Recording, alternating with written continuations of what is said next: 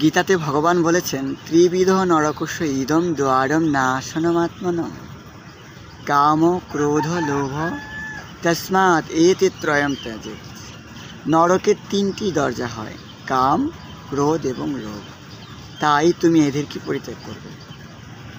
আসলে ক্রোধ মানুষকে, এই প্রবৃত্তিগুলো মানুষকে ধ্বংস করে দেয়। বিষ্ণু পুরাণে প্রথম অংশের প্রথম অধ্যায় 17তম শ্লোকে সেখানে বলা হয়েছে, মুরা নামেব ভবতি ক্রোধ জ্ঞানবৎ কুতঃ হন্যতে তাত ককে ইয়তঃ সক্রীতভূ পুমান। মূর্খদের এই ক্রোধ হয়, বুদ্ধি বিচারকারীদের রাগ হবে কেন?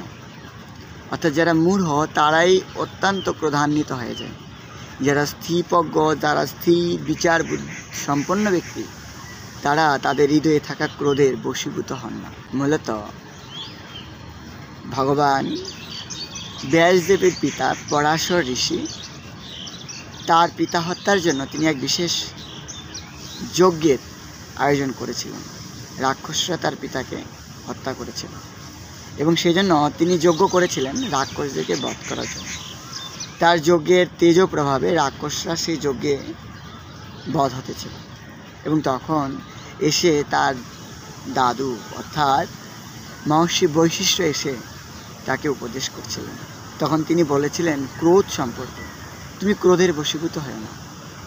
ক্রোধ মূর্খরাই করে থাকে। তাই আমাদের এখান থেকে শিক্ষা গ্রহণ করা উচিত।